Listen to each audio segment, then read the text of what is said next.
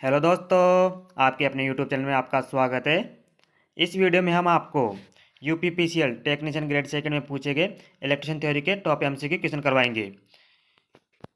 Video को बिना skip के लास्ट तक ज़रूर देखना, जिससे कि आपको आने वाले एग्जाम में मदद मिल सके। हमारा पहला क्वेश्चन है जो कि एग्जाम में पूछा गया था। ट्रांसफार्मर में कौन सी दो हानि बराबर होने पर दक्षता अधिक होती है? आपको बताना है ट्रांसफार्मर में कौन सी दो हानि बराबर होने पर उसकी दक्षता अधिकतम होती है। तो उसका राइट आंसर था ताम्रहानि तथा लोहानी बराबर होने पर ट्रांसफार्मर की दक्षता अधिकतम हो जाती है। बहुत इंपॉर्टेंट क्वेश्चन है जो एग्जाम में पूछा गया था। अगला क्वेश्चन था जो एग्जाम में पूछा गया था, एचसीआर में कितनी लेयर होती है? आपको बताना है एचसीआर में कितनी लेयर होती है। तो इसका राइट आंसर होगा एचसीआर में 4 लेयर और 3 जंक्शन व 3 टर्मिनल होते हैं, जो कि गेट, एनोड व कैथोड होते हैं। आपको ध्यान रखना है।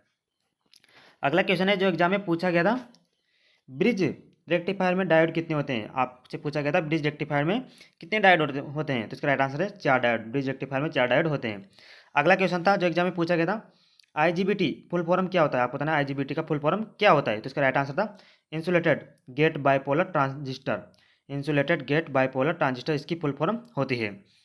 अगला क्वेश्चन था जो एग्जाम में पूछा गया था, इंसुलेटर की प्रॉपर्टी क्या होती है? आपको बताना था इंसुलेटर की प्रॉपर्टी क्या होती है। तो आपको ध्यान रखना है इंसुलेटर की गुणवत्ता हाई रेजिस्टेंस होता है, लो कंडक्टेंस होती है, फ्री फॉर्म इन्वायरमेंट इफेक्ट होता है तथा हाई मैकेनिकल स्ट्रेंथ इसकी होती है। आपको ध्यान रखना है, बहुत इंपॉर्टेंट क्वेश्चन है। अगला क्वेश्चन था जो एग्जाम में पूछा गया था, धारा की इकाई क्या होती है? धारा की इकाई एम्पियर होती है। आपको ध्यान रखना है। अगला क्वेश्चन है जो कि एग्जाम में पूछा गया था, इनमें से कौन सा ट्रांसफार्मर लॉस नहीं है? आपको बताना है इनमें से कौन सा ट्रांसफार्मर लॉस नहीं है। तो इसका राइट आंसर था आदर्त हानि जो कि ट्रांसफार्मर में नहीं होती है। लो हानि, कॉपर हानि तथा चुंबकीय हानि जो कि ट्रांसफार्मर में होती है। चुंबकीय हानि को ही लो हानि कहते हैं। अगला क्वेश्चन था जो एग्जाम में पूछा गया था, एससीआर में कितने टर्मिनल होते हैं? तो इसका राइट आंसर था 3 टर्मिनल। एससीआर में 3 टर्मिनल होते हैं, गेट, एनोड और कैथोड 3 टर्मिनल होते हैं। अगला क्वेश्चन था जो एग्जाम में पूछा गया था, ओम का फॉर्मूला क्या होता है? तो V समानुपाती I होता है तथा V बराबर IR जो कि ओम का फॉर्मूला होता है। बहुत इंपॉर्टेंट क्वेश्चन है। इन्वर्टर आउटपुट क्या देता है? आपको बताना है इन्वर्टर जो कि आउटपुट में क्या देता है। तो इसका राइट आंसर होगा AC। इन्वर्टर जो कि डीसी को AC में बदलता है तो आउटपुट के रूप में AC देता है। अगला क्वेश्चन है जो कि हमारे एग्जाम में पूछा गया था, आदर्श ट्रांसफार्मर की पहचान क्या होती है? एग्जाम में क्वेश्चन आया था आदर्श ट्रांसफार्मर की पहचान क्या होती है। तो आपको ध्यान रखना है आदर्श ट्रांसफार्मर के निम्न गुण होते हैं।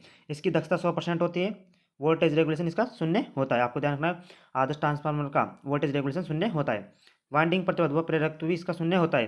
कोर की पारगम्यता अनंत व प्रतिष्ठम 0 होता है। यह आदर्श ट्रांसफार्मर की महत्वपूर्ण पहचान होती है। अगले क्वेश्चन की ओर आगे बढ़ते हैं जो कि एग्जाम में पूछा गया था, ऑसिलेटर क्या मापता है? आपको ध्यान रखना है ऑसिलेटर क्या मापता है। तो इसका राइट आंसर होगा फ्रीक्वेंसी या आवृत्ति। ऑसिलेटर जो कि आवृत्ति को मापता है। अगला क्वेश्चन था जो कि एग्जाम में आया था, आर्सेनिक की संयोजकता कितनी होती है? तो आपको ध्यान रखना है संयोजकता आर्सेनिक की संयोजकता 5 होती है। अगला क्वेश्चन था जो एग्जाम में पूछा गया था, क्लोरीन का परमाणु क्रमांक कितना होता है? तो इसका राइट आंसर था 17। क्लोरीन का परमाणु क्रमांक 17 होता है। अगले क्वेश्चन की ओर आगे बढ़ते हैं जो कि एग्जाम में पूछा गया था, पॉजिटिव सिरे से P तथा नेगेटिव सिरे N टर्मिनल जुड़ा है तो कौन सी बाइसिंग होगी? आपको बताना था पॉजिटिव सिरे से P तथा नेगेटिव सिरे N टर्मिनल जुड़ा हुआ है तो कौन सी बाइसिंग होगी। तो इसका राइट आंसर था फॉरवर्ड बाइसिंग, यह फॉरवर्ड बाइसिंग होगी। अगला क्वेश्चन था एग्जाम में पूछा गया था, सिल्वर की प्रतिरोधकता कितनी होती है? आपको बताना सिल्वर की प्रतिरोधकता कितनी होती है। तो इसका राइट आंसर था 1.59 इंटू 10⁻⁸ ओम मीटर जो कि सिल्वर की प्रतिरोधकता होती है। अगला क्वेश्चन था जो एग्जाम में पूछा गया था, HT हाई टेंशन केबल की रेंज कितनी होती है? आपको बताना है हाई टेंशन केबल की रेंज कितनी होती है। तो इसका राइट आंसर था 1 kV से 11 kV तक हाई टेंशन केबल की रेंज होती है।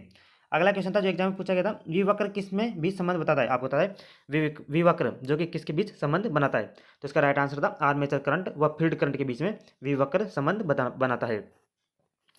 अगला क्वेश्चन था जो एग्जाम में पूछा गया था, किसके द्वारा बैटरी चार्ज होती है? आपको बताना था किसके द्वारा बैटरी चार्ज होती है। तो इसका राइट आंसर था ऑप्शन है डीसी आपूर्ति।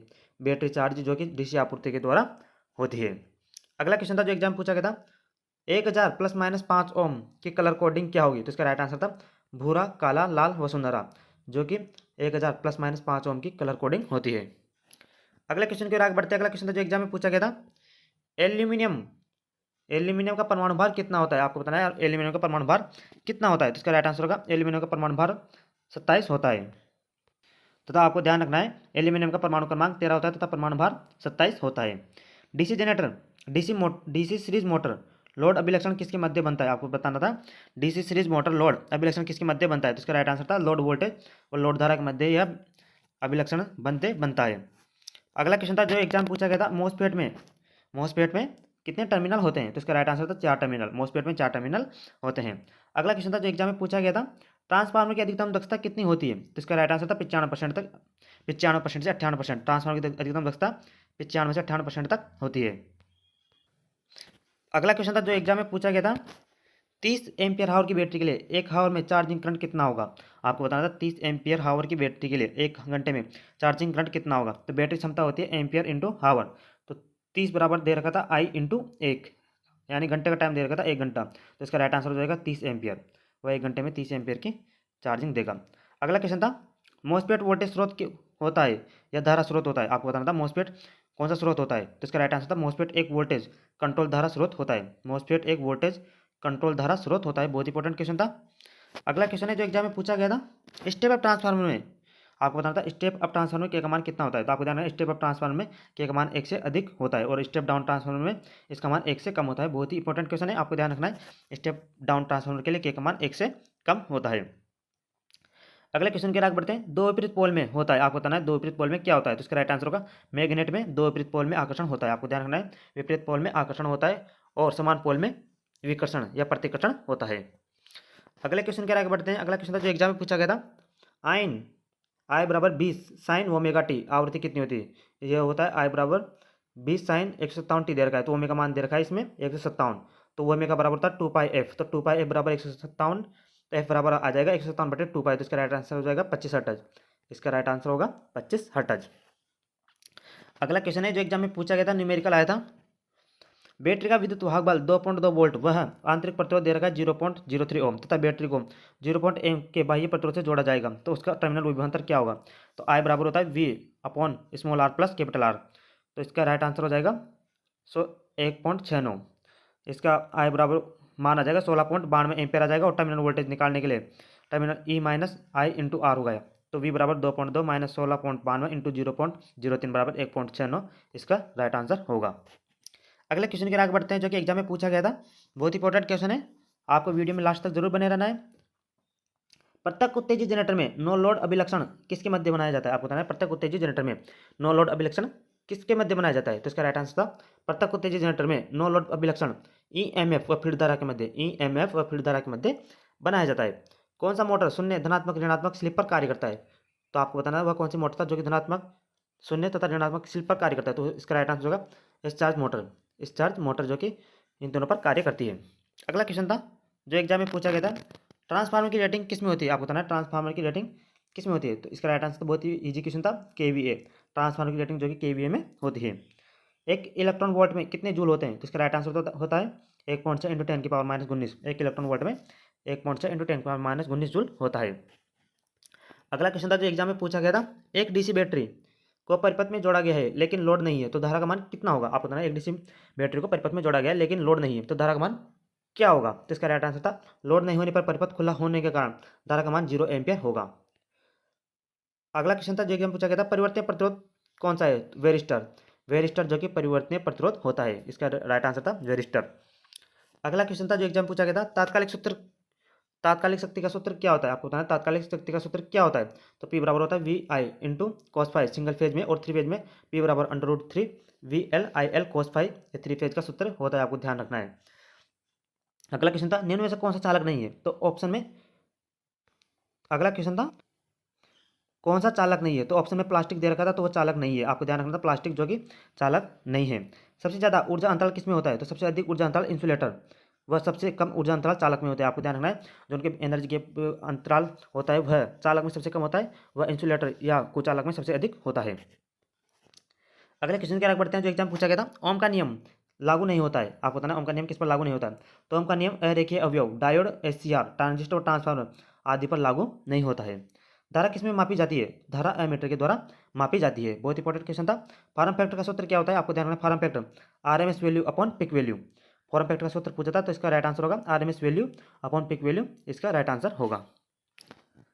अगला क्वेश्चन की आगे बढ़ते हैं जो एग्जाम पूछा गया था, रिएक्टिव पावर की इकाई क्या होती है? आपको बताना था रिएक्टिव पावर की इकाई क्या होती है? तो इसका राइट आंसर होगा volt ampere reactive, volt ampere reactive इसकी इकाई होती है।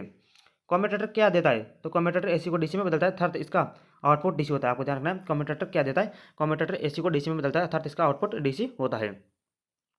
त्रुटि का सूत्र क्या होता है, तो त्रुटि का सूत्र होता है मापित मान माइनस वास्तविक मान अपॉन मापित मान, इसका सूत्र होता है।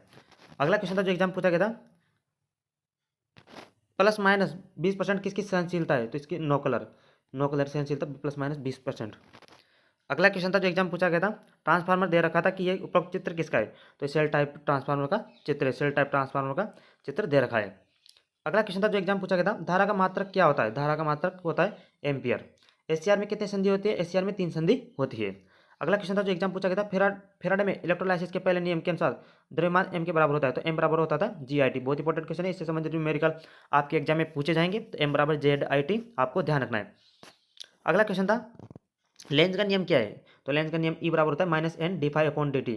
आपको ध्यान रखना है, बहुत इंपॉर्टेंट क्वेश्चन, लेंज का नियम E बराबर -n/d5/dt होता है। अगला क्वेश्चन था जो एग्जाम पूछा गया था, एक परिपथ वियोजक सामान्य रूप से संचालित होता है, तो परिपथ में असामान्य स्थिति या लघु परिपतन हुआ अतिभार होने पर परिपथ वियोजक हो जाता है।